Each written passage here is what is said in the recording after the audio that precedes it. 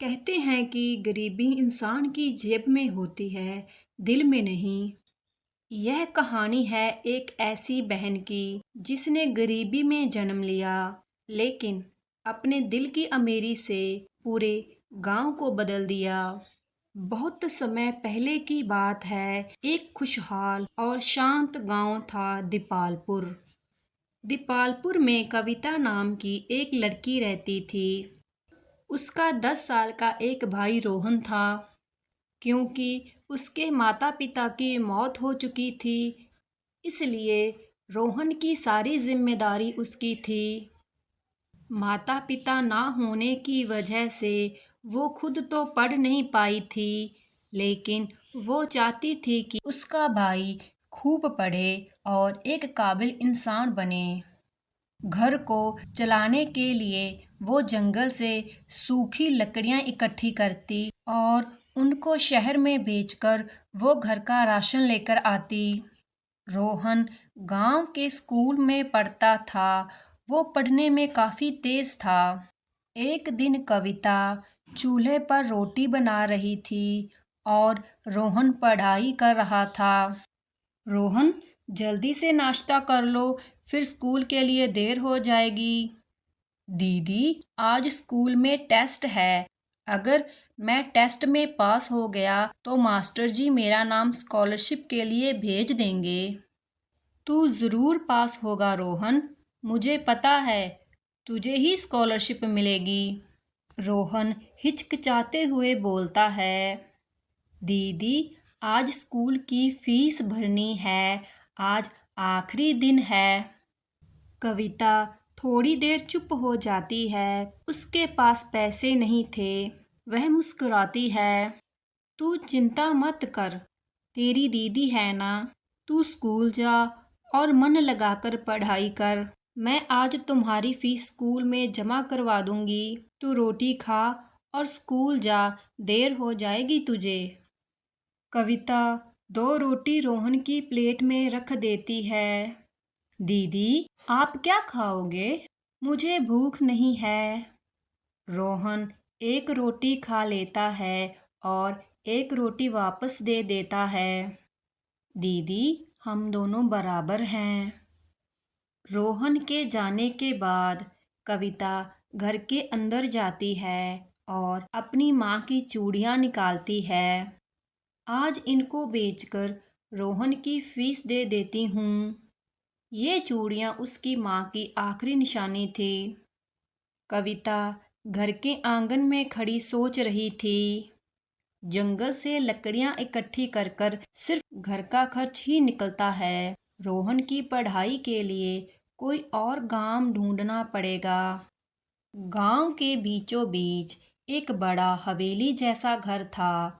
वो घर सुखदेव सेठ का था। कविता वहाँ काम मांगने जाती है। सेठ जी, मुझे काम चाहिए। यहाँ कोई काम नहीं है, निकलो। सेठ जी, कृपया मुझे कोई छोटा मोटा काम दे दीजिए। मुझे अपने भाई को पढ़ाना है, उसकी फीस देनी है। ठीक है, काम तो है लेकिन मेहनत करनी पड़ेगी। मैं हर काम करूँगी, आप चिंता मत कीजिए। तो कल से आ जाना काम पर। ठीक है सेठ जी। अब रोज़ाना कविता सुबह जल्दी उठती, पहले जंगल से लकड़ियाँ इकट्ठी कर कर शहर में बेचकर आती। बाद में रोहन को स्कूल भेजकर वो सुखदेव सेठ की हवेली में काम करने जाती। सुखदेव सेठ बहुत ही घमंडी था। वो गांव के लोगों को ब्याज पर कर्ज देता था। वो थोड़ा रूखे स्वभाव का था। गांव के लोग उसे पसंद नहीं करते थे, क्योंकि वो किसी से ठीक से बात नहीं करता था। आज कितनी देर से आई हो? इतनी देर से आओगी तो कैसे काम चलेगा? याद रखना, मैं पैसे मुफ्त में नहीं देता। सेठ जी, माफ कर दीजिए, आगे से देरी नहीं होगी। आज देर से आई हो तो कम पैसे दूंगा। ठीक है सेठ जी। कविता के पास और दूसरा कोई काम नहीं था, इसलिए उसे सुखदेव की बातें सुननी पड़ती थी। सुखदेव की हवेली के पास एक बूढ़ा आदमी रहता था। कविता हवेली का काम निपटाकर जा ही रही थी कि वो बूढ़ा आदमी उसे रोकता है। बेटी, तू इस घमंडी की हवेली में क्यों काम करती है? ये तुझसे ज्यादा काम करवाएगा और पैसे कम देगा। तू क्यों इतना सहती है? काका, मैं नहीं पढ़ पाई, लेकिन मैं चाहती हूँ कि मेरा भाई पढ़ा लिखा हो। एक दिन कविता जंगल से लकड़ियाँ इकट्ठी कर कर घर आती है। रोहन देखता है कि कविता बहुत थकी हुई थी। दीदी, आप कितनी मेहनत करते हो। कल से मैं भी आपके साथ जंगल में जाऊंगा और आपकी मदद करूंगा।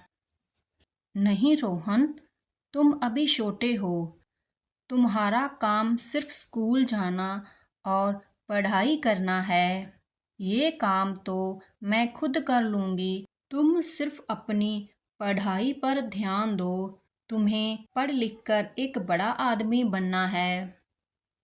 एक दिन सुखदेव की हवेली में कविता काम कर रही थी। उसके हाथ से एक गिलास टूट जाता है। उसकी आवाज सुनकर सुखदेव बोलता है, कमबख्त, क्या तोड़ दिया? सेठ जी, गलती से गिलास टूट गया। मैंने तुम्हें हवेली की सफाई के लिए रखा है, ना कि मेरा सामान तोड़ने के लिए। निकल जा तू मेरी हवेली से। मैं तुझे काम से निकाल रहा हूँ। सेठ जी, मुझे माफ कर दीजिए। आगे से ध्यान रखूंगी। मुझे काम से मत निकालिए।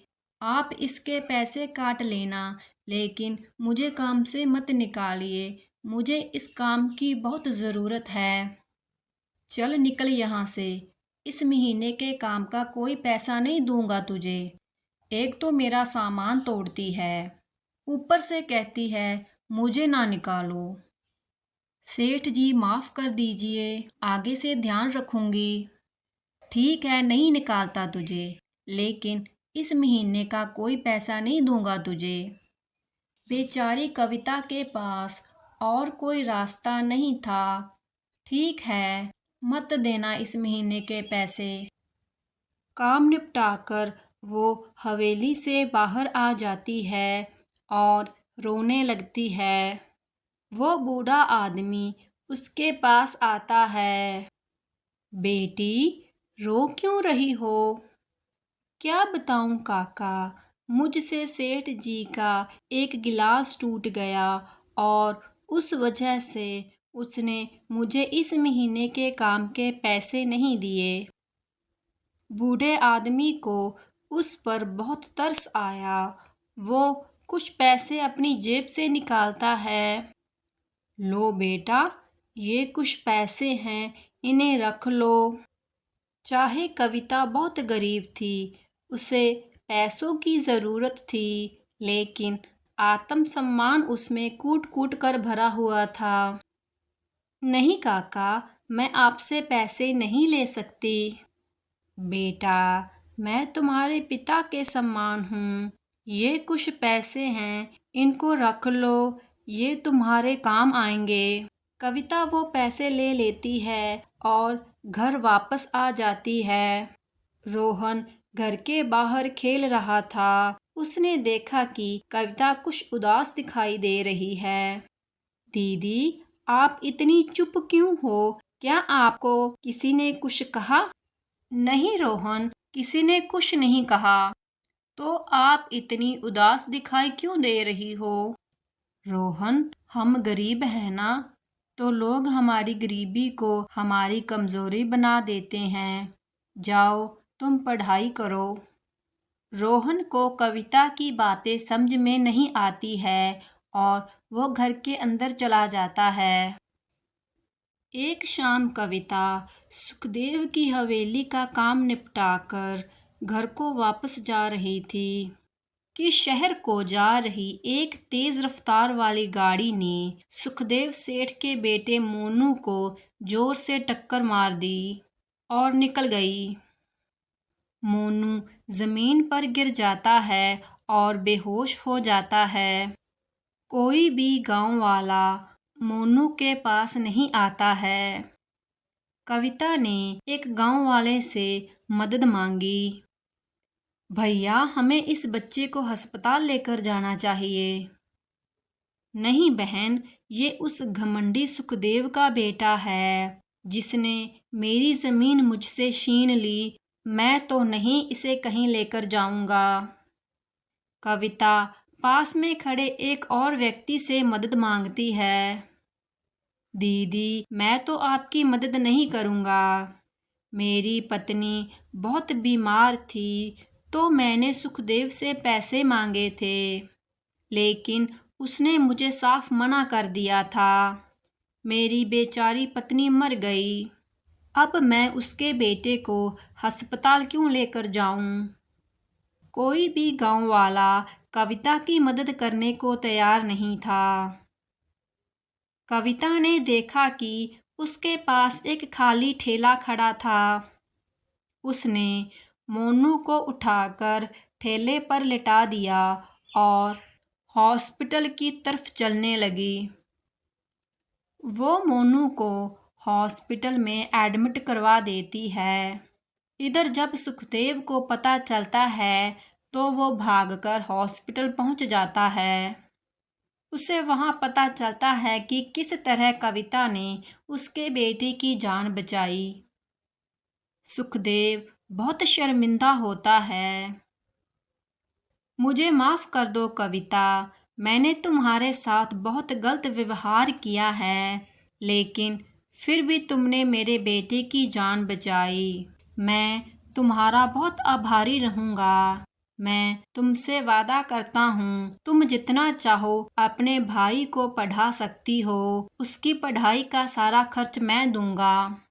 अब रोहन शहर में रहकर पढ़ाई करता है। उसकी पढ़ाई की सारी जिम्मेदारी सुखदेव ने ले ली। 10 साल बाद रोहन घर आता है। अब वो एक अफसर बन चुका था। दीदी, अब मुझे शहर में एक अच्छी नौकरी मिल गई है। ये सब आपकी वजह से ही हो पाया है। जितनी मेहनत मुझे लगी है इस नौकरी को पाने के लिए, उससे कई गुना ज़्यादा मेहनत आपने की है। आप मेरे साथ शहर चलिए, हम वहाँ रहेंगे। नहीं रोहन, मैं तुम्हारे साथ शहर नहीं जा सकती। मैं गांव में रहना चाहती हूँ। मेरा एक सपना था कि मैं तुझे पढ़ाऊँ और एक बड़ा अफसर बनाऊँ, लेकिन अब मेरा एक और सपना है। मैं गांव में एक ऐसा स्कूल खोलना चाहती हूँ जहाँ गांव के गरीब बच्चों को मुफ्त में विद्या दी जाए। रोहन ने उच्च अधिकारियों से बात की और गांव में एक स्कूल खोलने की आज्ञा ली। आज 3 साल बाद कविता उस स्कूल में खड़ी थी जहाँ गांव के गरीब बच्चों को मुफ्त में शिक्षा दी जाती है, और उस स्कूल का नाम है कविता शिक्षा सदन। कविता ने साबित कर दिया कि चाहे हालात जैसे भी हों, अगर दिल में प्यार और हिम्मत हो तो इंसान सबसे अमीर बन जाता है।